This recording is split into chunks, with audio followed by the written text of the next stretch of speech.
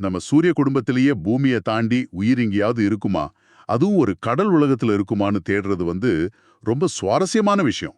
நிச்சயமா.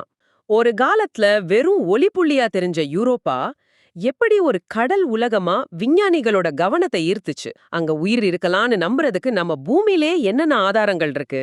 வாங்க இந்த பயணத்தை ஆரம்பிக்கலாம். முதல்ல யூரோப்பாவோட கதை எங்க ஆரம்பிச்சதுன்னு பாப்போம். 1610ல கலீலியோ கலீலி அவரோட அந்த சின்ன டெலஸ்கோப் வழியா வியாழனை பாக்குறாரு.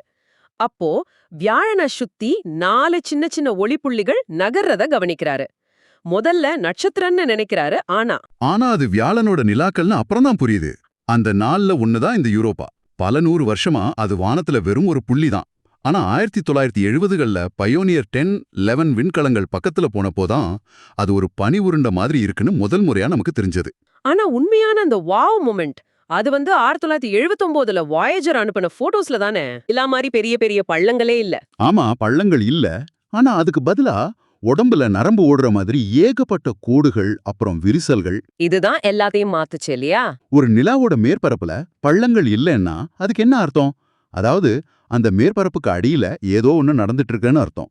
விண்கற்கள் மோதுறதால ஏற்படுற பள்ளங்களை ஏதோ ஒரு சக்தி அழிச்சு மேற்பரப்ப புதுப்பிச்சுட்டே இருக்கு. அந்த சக்தி என்னவா இருக்கும்ன்ற கேள்விதான் அடுத்த கட்ட ஆய்வுகளுக்கு அடித்தளம் போட்டது. அப்போ அந்த மேற்பரப்புக்கு கீழே பனி உருகி மறுபடியும் உறைஞ்சு அந்த பள்ளங்களை எல்லாம் சமன் செய்தா அப்படி எடுத்துக்கலாமா? நீங்க ரொம்ப சரியா யோசிக்கிறீங்க. அதுதான் ஆரம்ப கட்ட யுகம். ஆனா உண்மையான திருப்புமுனை 1995ல கலீலியோ விண்கலம் வியாழனை சுத்தி வந்தப்போ கிடைச்சது. அதோட முக்கியமான வேலை வியாழனோட பிரம்மாண்டமான காந்தப்புலத்தை அளக்கிறது.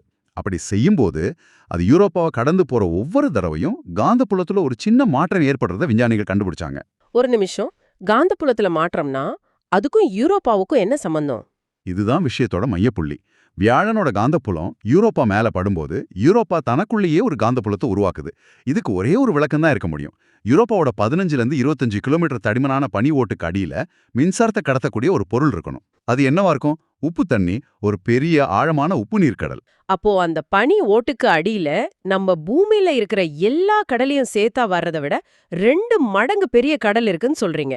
இதுவே ஒரு தனி உலகம் மாதிரி தான். அது மட்டும் இல்ல, அதுக்கப்புறம் ஹபிள் டெலஸ்கோப் மூலியமா பார்த்தப்போ அந்த பனிப்பரப்புல இருந்து பெரிய நீராவி கீசர் மாதிரி விண்வெளிக்கு பீச்சி அடிக்கிறதையும் கண்டுபிடிச்சாங்க. ஓஹோ, அப்போ அந்த கடலோட தண்ணி விரிசல்கள் வழியா நேரடியா விண்வெளிக்கே வருது. ஆமா. சரி, இப்போ யூரோப்பாவுல ஒரு பிரம்மாண்டமான கடல் இருக்குன்னு உறுதியாயிடுச்சு. ஆனா அது பல கிலோமீட்டர் தடிமன் உள்ள பனிக்கு அடியில இருக்கு. சூரிய ஒளியே போகாத அந்த இருட்டுல எப்படி உயிர் வாழ முடியும்? இதுதான் அடுத்த பெரிய கேள்வி. இந்த கேள்விக்கு பதில் தேட நாம யூரோப்பாவை விட்டுட்டு நம்ம பூமிக்கு வரணும். குறிப்பா நம்ம கடல்களோட ஆழமான இருண்ட பகுதிக்கு.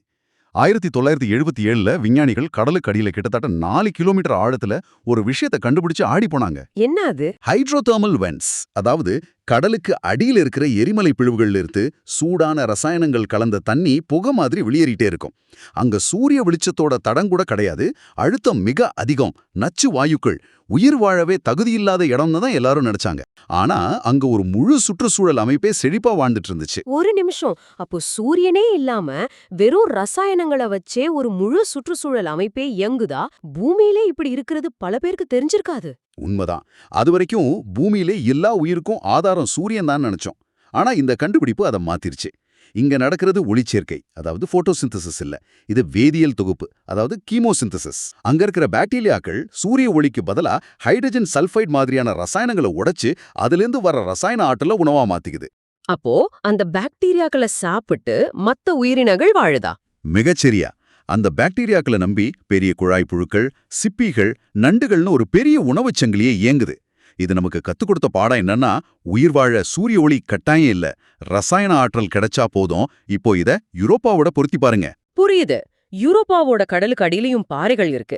வியாழனோட ஈர்ப்பு விசை யூரோப்பாவை ஒரு ரப்பர் பந்து மாதிரி அழுத்தி பிசைறதால வெப்பம் உருவாகும். அந்த வெப்பம் பாறைகளுக்கும் தண்ணிக்கும் நடுவுல ரசாயன வினைகளை உருவாக்கி இதே மாதிரி ஹைட்ரோதெர்மல் வென்ட்ஸ உருவாக்கலாம். அங்க உயிர் உருவாக தேவையான ரசாயன ஆற்றல் கிடைக்கலாம். நீங்க சரியா புரிஞ்சுக்கிட்டீங்க. அதனாலதான் பூமியோட ஆழ்கடல் யூரோப்பால உயிர் எப்படி இருக்கலாம்னு புரிஞ்சுக்க நமக்கு கிடைச்ச ஒரு நேரடி ஆய்வகம் மாதிரி. ஓகே, ஹைட்ரோதெர்மல் வென்ட்ஸ் மூலமா ஆற்றல் கிடைக்கலாம் அப்படின்னு யோசனை ரொம்ப நல்லா இருக்கு. ஆனா இன்னொரு சந்தேகம், யூரோப்பாவோட கடல் பல லட்சம் வருஷமா அந்த தடிமனான பனிக்கு அடியில வெளி உலக தொடர்பே இல்லாம தனியா இருக்கு. அப்படி ஒரு தனிமைப்படுத்தப்பட்ட சூழல்ல உயிர் திக்கிச்சு நிக்க முடியுமா? இது ஒரு முக்கியமான கேள்வி. ஒருவேளை அங்க ஹைட்ரோதெர்மல் வென்ட்ஸ் இல்லைனா என்ன பண்றது? இதுக்கும் நம்ம பூமியிலேயே ஒரு விசித்திரமான பதில் இருக்கு. இந்த முறை நாம போக வேண்டிய இடம் அண்டார்டிகா. அங்க பிளட் ஃபால்ஸ், அதாவது இரத்த அருவின்னு ஒரு இடம் இருக்கு. பேர் கேட்கவே ஒரு மாதிரியா இருக்கே. ஆமா, பார்க்கறதுக்கு ஒரு பனிப்பாறையிலிருந்து ரத்தம் வடிகிற மாதிரியே இருக்கும். ஆனா அது ரத்தம் இல்ல. பல லட்சம் வருஷமா பனிக்கு அடியில சிக்கி இருந்த ஒரு ஏரியோட தண்ணி. அதுல இரும்பு சத்து ரொம்ப அதிகம். அந்த உப்பு தண்ணி மெதுவா வெளிய வரும்போது காத்துல இருக்கிற ஆக்சிஜனோட கலந்து துருப்பிடிச்ச மாதிரி அடர் சிவப்பு நிறமா மாறிடுது. சரி, அதுல என்ன ஆச்சரியம் இருக்கு? விஞ்ஞானிகள் அந்த பனிக்கு அடியிலேருந்து வர்ற தண்ணிய ஆய்வு செஞ்சப்போ அவங்க எதிர்பார்க்காத ஒன்ன கண்டுபிடிச்சாங்க. அந்த தண்ணியில நுண்ணுயிரிகள், அதாவது பாக்டீரியாக்கள் உயிரோட இருந்துச்சு. யோசிச்சு பாருங்க, அங்க சூரிய ஒளி இல்ல, ஆக்சிஜன் இல்ல, உறைந்து போற குளிர். ஆனாலும் உயிர் வாழ்ந்துட்டு இருக்கு. அப்போ அந்த நுண்ணுயிரிகள் கிட்டத்தட்ட 10லேருந்து 20 லட்சம் வருஷமா அந்த பனிக்கடியில வெடியுலக தொடர்பே இல்லாம வாழ்ந்துட்டு இருக்கா? அதுங்க எப்படி சுவாசிக்குது? எப்படி சாப்பிடுது? அதுங்க ரொம்ப விசித்திரமான ஒரு முறையை கையாளுது. ஆக்சிஜனுக்கு பதிலா அந்த தண்ணியில இருக்கிற இரும்பு சத்தியே சுவாசிக்குது. ரசாயன வினைகள் மூலமா தங்களுக்கு தேவையான ஆற்றலை எடுத்துக்குது. இது யூரோப்பாவை புரிஞ்சுக்க ரொம்ப முக்கியமான ஒரு தகவல். இது கேட்க நல்லா இருக்கு. ஆனா அண்டார்டிகாவுல இருக்கிற சூழலும் யூரோப்பாவுல இருக்கிற சூழலும் ஒண்ணுதான்னு எப்படி உறுதியா சொல்ல முடியும்? யூரோப்பாவோட கடல் இன்னும் பல மடங்கு ஆழமாவும் அழுத்தம் அதிகமாவும் இருக்குமே. ரொம்ப நல்ல கேள்வி. நாம இத 100% ஒரே மாதிரியான சூழல்னு சொல்லல. ஆனா இது ஒரு முக்கியமான கொள்கையை நிரூபிக்குது. உயிர் வாழ வெப்பமோ, வெளிச்சமோ, ஆக்சிஜனோ கூட அத்தியாவசியம் இல்ல. ஆற்றலும் வேதியியலும் இருந்தா போதும். உயிர் நாம நினைக்கிறத விட ரொம்ப பிடிவாதமானது.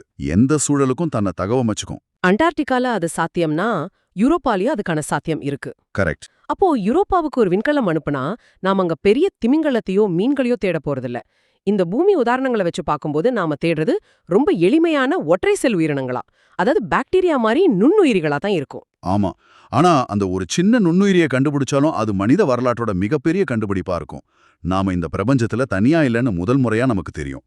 இந்த மாதிரியான யோசனைகளை மனசுல வச்சுதான் எதிர்கால பயணங்கள் வடிவமைக்கப்படுதா? குறிப்பா இப்போ போயிட்டு இருக்கிற யூரோப்பா கிளிப்பர். 2024 அனுப்பப்பட்ட யூரோப்பா கிளிப்பர் ஒரு நீண்ட பயணத்துக்கு அப்புறம் 2030ல வியாழன் மண்டலத்தை அடையும்.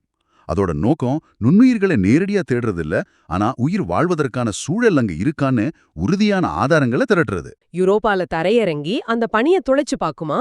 இல்ல, அவ்வளோ தடிமனான பனியை துளைக்கிறது இப்போதைக்கு ரொம்ப கடினமான தொழில்நுட்பம். அதுக்கு பதிலா கிளிப்பர் ஒரு புத்திசாலித்தனமான வேலையை செய்யுது. அது யூரோப்பால இறங்காது, வியாழனை சுத்திட்டே சுமார் 50 தடவை யூரோப்பாவுக்கு ரொம்ப பக்கத்துல பறந்து போகும். ஒரு டிடெக்டிவ் மாதிரி ஆதாரங்களை சேகரிக்கும். என்ன மாதிரியான ஆதாரங்கள்? அதுல என்ன கருவிகள் இருக்கு? அதுல இருக்கிற ரேடார் கருவி பனி ஓட்டோட தடிமன அளக்கும். சில இடங்கள்ல பனி மெலிசா இருக்கான்னு பார்க்கும். காந்தமானி, அதாவது மேக்னெட்டோமீட்டர் மூலியமா கடலோட ஆழம், உப்புத்தன்மை பத்தின தகவல்களை சேகரிக்கும். ஆனா ரொம்ப முக்கியமான விஷயம், அது அந்த நீராவி தூண்களை ஆய்வு செய்யும். ஆமா, அந்த பனி வெரிசல்ல இருந்து தண்ணி பீச்சடிக்குதுன்னு சொன்னீங்களே, அததானே சொல்றீங்க? அதேதான். அந்த நீராவி தூண் வழியா கிளிப்பர் பலந்து போகும்போது அந்த தண்ணியில என்னென்ன மூலக்கூறுகள் இருக்குன்னு ஆய்வு செய்யும். ஒருவேளை கடலுக்குள்ள உயிர் இருந்தா அதோட ரசாயன தடயங்கள், அதாவது கரிம மூலக்கூறுகள், ஆர்கானிக் மாலிக்யூல்ஸ் அந்த தண்ணியில் இருக்கலாம். அப்படி கிடைச்சா அது ஒரு மிகப்பெரிய ஆதாரமா இருக்கும். ஆமா, கடலுக்குள்ள போகாமலேயே கடலை பத்தி தெரிஞ்சுக்க இது ஒரு சுலபமான வழி. சுருக்கமா சொல்லணும்னா நம்ம பூமியோட இருண்ட ஆழ்கடலும் உறைஞ்சு போன அண்டார்டிகாவும் தான் பல மில்லியன் மைல்களுக்கு அப்பால இருக்கிற ஒரு நிலாவுல உயிரை எப்படி தேடணும்னு நமக்கு சொல்லிக் கொடுக்குது. இது கேட்கவே பிரமிப்பா இருக்கு. அது மட்டும் இல்லாம உயிர் வாழ சூரிய ஒளி ஒரு அத்தியாவசிய தேவை இல்லைனும், பல லட்சம் வருஷம் தனிமைப்படுத்தப்பட்ட உறைபனிக்கு கீழே இருக்கிற சூழல்லையும் உயிர் வாழ முடியும்னு நம்ம பூமி நமக்கு நேரடியாவே காட்டியிருக்கு. இது எல்லாமே யூரோப்பாவை ஒரு மிக முக்கியமான இலக்கா மாத்துது. இறுதியா நீங்க யோசிக்கிறதுக்காக ஒரு விஷயம். 1610ல கலீலியோவோட ஒரு சின்ன டெலஸ்கோப்ல வெறும் ஒளிப்புள்ளியா தெரிஞ்ச ஒரு பொருள் இன்னைக்கு நம்ம பூமியோட எல்லா கடல்களையும் விட பெரிய ஒரு கடலை தனக்குள்ள மறைச்சு வச்சிருக்கான்னோது எவ்வளவு பெரிய ஆச்சரியம். உண்மைதான். அப்போ இன்னைக்கு ராத்திரி நீங்க வானத்தை பார்க்கும்போது தெரியற மற்ற ஒளிப்புள்ளிகள் தங்களுக்குள்ள இன்னும் என்னென்ன ரகசியங்களை, என்னென்ன மறைக்கப்பட்ட கடல்களை ஒளிச்சு வச்சிருக்கலான்னு ஒரு நிமிஷம் யோசிச்சு பாருங்க.